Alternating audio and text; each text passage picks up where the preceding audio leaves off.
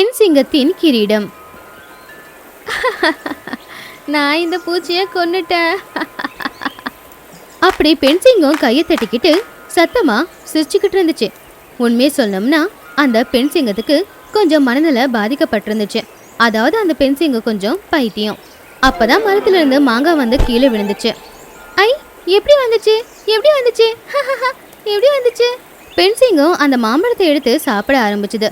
அந்த மாம்பழம் எப்படி வந்து விழுந்துச்சுன்னா அது உக்காந்துக்கிட்டு இருந்த மரமே மாம்பழ மரம் தான். கொஞ்ச நேரத்துக்கு அப்புறமா அந்த பெண் சிங்கம் அங்கிருந்து பக்கத்துல இருக்கிற ஒரு ஆத்துக்கிட்ட வந்துச்சு.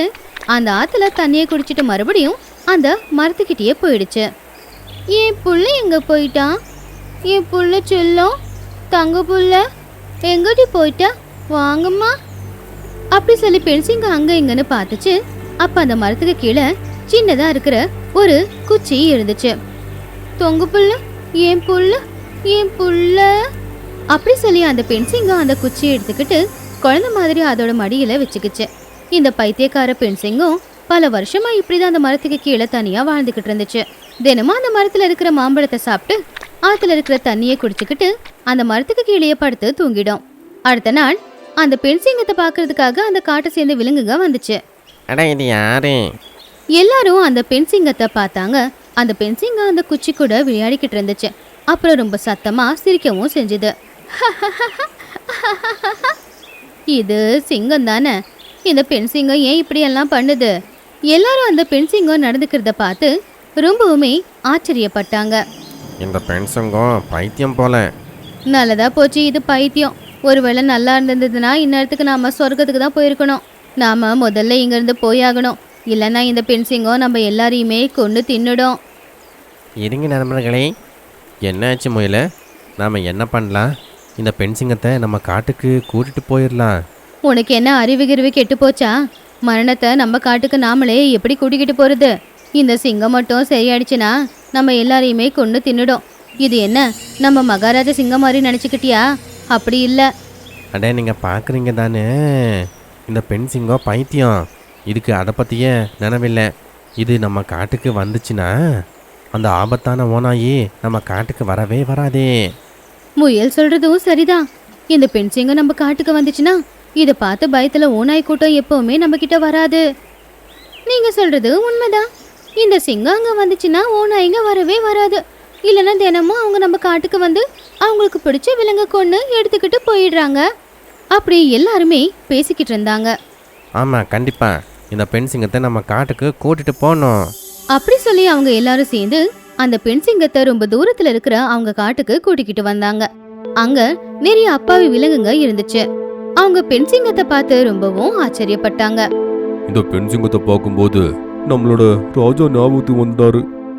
இன்னைக்கு சிங்கராஜா உயிரோட இருந்திருந்தா இந்த பிரச்சனை நமக்கு வந்திருக்காது. இந்த காட்டுல பல மாசங்களா ரொம்பவும் கொடூரமான ஓநாய்கள் ஆட்சி நடத்திக்கிட்டு இருந்துச்சு. அவங்க பக்கத்துல இருக்கிற மலையில தான் வாழ்ந்துகிட்டு இருந்தாங்க. தினமும் அவங்க காட்டுக்கு வருவாங்க. அவங்களுக்கு பிடிச்ச விலங்க வேட்டையாடி கொன்னுடுவாங்க. நம்ம இந்த பெண் சிங்கத்தை ராஜாவோட குகையில இருக்க சொல்லலாம். அப்படி எல்லாரும் அந்த பெண் சிங்கத்தை அங்க இருக்கிற பெரிய குகைக்குள்ள கூட்டிட்டு வந்து வச்சு அந்த பெண் சிங்கத்தை நல்லா பாத்துக்கிட்டாங்க. அடுத்த நாள் காலையில அந்த பைத்தியக்கார பெண் சிங்கம் குகைக்கு வெளியில உக்காந்துக்கிட்டு சில இலைகளை கையில வச்சுக்கிட்டு விளையாடிக்கிட்டு இருந்துச்சு, பேசிக்கிட்டு இருந்துச்சு. அதை பார்த்து எல்லாருமே ஆச்சரியப்பட்டாங்க. அந்த நேரத்துக்கு சரியாதான் 2 கொடூரமான ஓநாய்கள் அங்க வந்துச்சு. அடா, இந்த பெண் சிங்கம் இந்த காட்டுக்கு எப்படி வந்துச்சு? அப்படியா? நம்மளை தடுக்கிறதுக்காக இந்த பெண் சிங்கத்தை கூட்டிட்டு வந்திருக்காங்களா? இந்த பெண் சிங்கம் பார்க்கறதுக்கு பயங்கரமா இருக்கு. ஆமா, வா, தலைவருக்கு இது எல்லா பத்தியும் சொல்லலாம். அப்படி சொல்லி அவங்க 2 பேரும் அங்கிருந்து ஓடி மலைக்கு வந்துட்டாங்க. அங்க நிறைய ஓநாய்களும் இருந்துச்சு.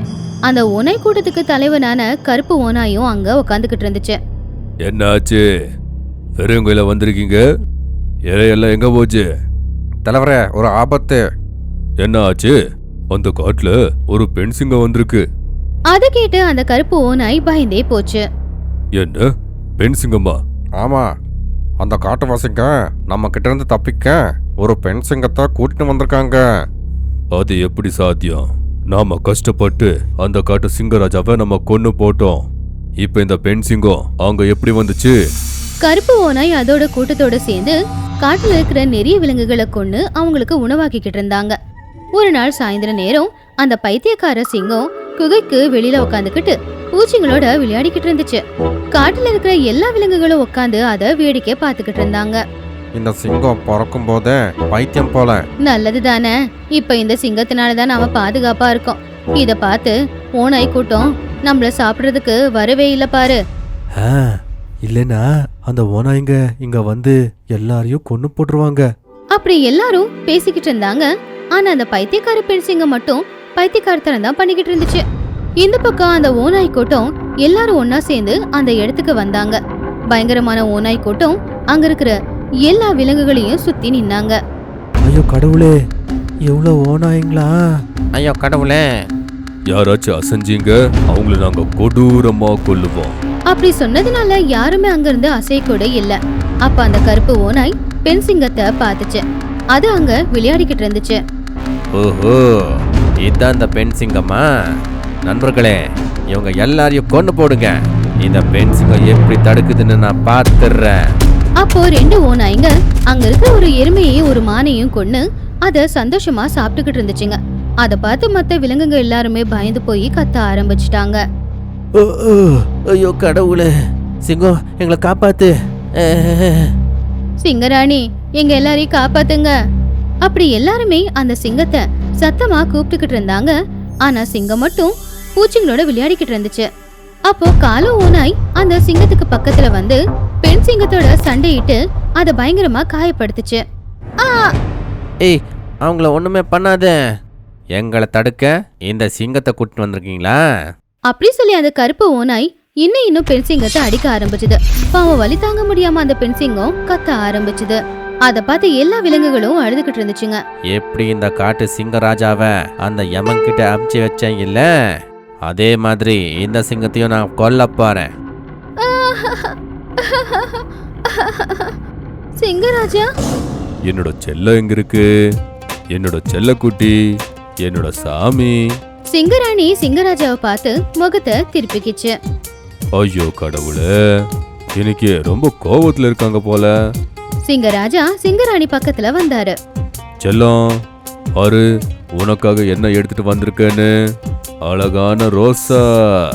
போங்க இங்க இருந்து. உங்களை யாரு வர சொன்னது? உங்க கூட இங்க எப்படி வாழ்றது? ஐயோ, இவ்வளவு கோவமா? நான் 4 நாள் இங்கே உட்காந்துக்கிட்டு நீங்க வருவீங்க அப்படின்னு காத்துக்கிட்டு இருக்கேன். ஆனா நீங்க வரவே இல்லல்ல.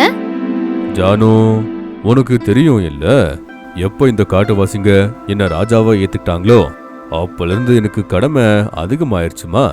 அதனால உன்கிட்ட வர்றதுக்கு எனக்கு நேரமே கிடைக்கல. சரி சரி, இந்த மாதிரி கோவப்படாத. இந்த பூவை வாங்கிக்கோ. சிங்கராஜா, எப்ப என்ன கல்யாணம் பண்ணிக்க போறீங்க? எப்ப என்ன உங்க காட்டுக்கு கூட்டிக்கிட்டு போறீங்க? அட கொஞ்ச நாட்கள் மட்டும்தான். அதுக்கப்புறம் உன்னை கல்யாணம் பண்ணிக்கிட்டு என்னோட காட்டுக்கு கூட்டிட்டு போவேன். என் காட்டுவாசிங்களுக்கு சர்ப்ரைஸ் கொடுப்பேன். சிங்கராஜா பக்கத்து காட்டோட மகாராஜா. அது சிங்கராணிய காதலிச்சுக்கிட்டு இருந்துச்சு. ஆனா சிங்கராணி இதுவரைக்கும் சிங்கராஜாவோட காட்டை பார்த்ததே இல்ல. அந்த காட்டுல இருந்து ரொம்ப தூரத்துல தான் சிங்கராணி வாழ்ந்துகிட்டு இருந்துச்சு. ஒரு நாள் 2 பேரும் சேர்ந்து ஒரு ஆத்தங்கரை கிட்ட வந்தாங்க. அப்போ சிங்கராணி ஒரு கிரீடத்தை எடுத்து சிங்கராஜாவோட தலையில வச்சுது.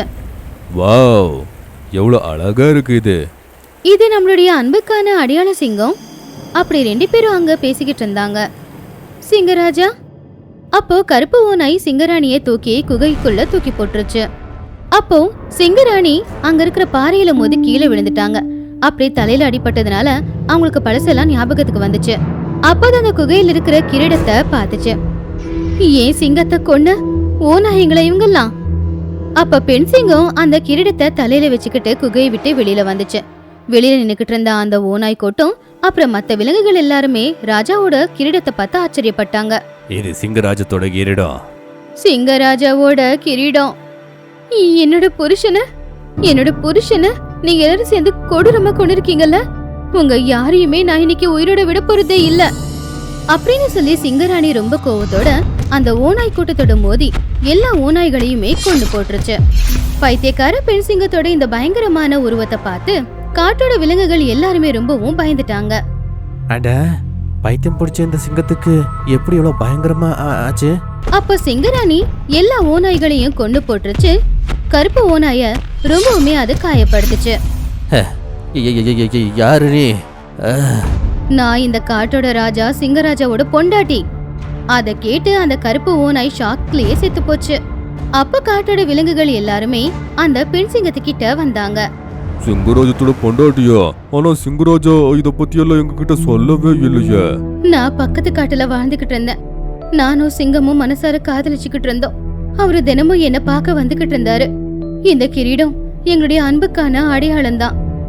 ஒரு நாள் இந்த ஓநாய் கூட்டம் ஏமாத்தி என்னுடைய சிங்கத்தை கொன்னு போட்டுருச்சுங்க. அவருடைய உடம்ப பார்த்தனா திடீர்னு மனநிலை பாதிக்கப்பட்டு பைத்தியம் ஆயிட்டேன். அன்னையில இருந்து அந்த ஆத்தங்கரையிலேயே உக்காந்துக்கிட்டு என் சிங்கராஜா வருவாரு அப்படின்னு இத்தனை நாள் காத்துக்கிட்டு இருந்தேன்.